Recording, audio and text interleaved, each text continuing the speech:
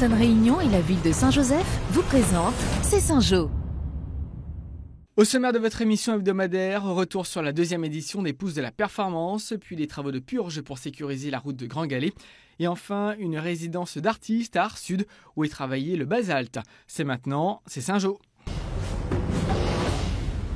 Deuxième édition des Pousses de la Performance pour les Saint-Joséphois. L'occasion de récompenser 8 acteurs économiques, 7 sportifs et 2 clubs. Ce qui les rassemble tous, c'est qu'ils ont tous marqué la ville en 2024.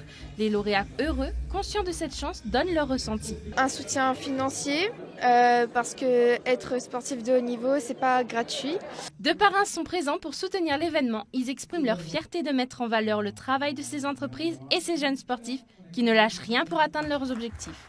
Je pense que ça va être une récompense qui est financière effectivement, mais qui est aussi, j'ai envie de dire, motivante. C'est le travail qui paye, ce sont des entreprises qui sont passées par des moments difficiles aussi. Une mise en lumière des personnalités qui, grâce à leur travail, ont réussi à se démarquer sur le plan économique et sportif. Le maire de la ville souligne l'importance de valoriser leur travail et leur volontariat. Ces jeunes pousses-là, en fait, ce sont toutes celles et tous ceux sur lesquels on peut fonder un espoir sur le plan sportif mais aussi sur le plan économique. Donc il y a des choses prometteuses. Jeunes pousses, ça ne veut pas dire qu'on oublie aussi les gens expérimentés, ceux qui ont prouvé qu'hier ils ont fait des choses.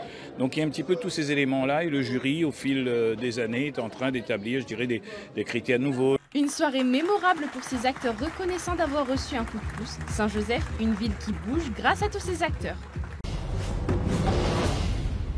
Il aura fallu près de 5 heures pour venir à bout du monstre. Ce bloc rocheux sur la route de Grand Galet se faisait menaçant. C'est comme un menhir, donc il est très haut, sur à peu près 3-4 mètres de large et à peu près 2-3 mètres de profondeur, donc on va dire ancré dans la falaise. D'un seul bloc où il est fissuré un peu. On a une idée du poids ?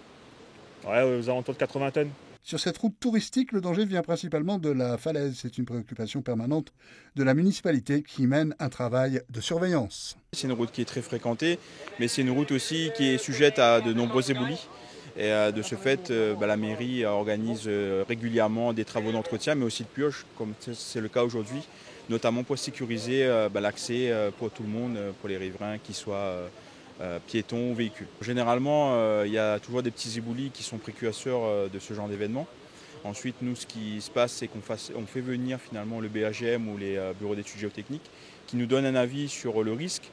Et en fonction du risque qui est présent, on organise après avec l'entreprise des travaux de purge et de sécurisation. Travaux périlleux mais sécurisés. Les 2 cordistes sont arrivés à bout du rocher non sans difficulté. Mission accomplie donc. Le Centre des Arts du Feu n'a jamais aussi bien porté son nom. On est à 1250 degrés sur ces images. Il y a des moments comme ça dans la vie du centre qui sont importants. La résidence d'artistes en fait partie.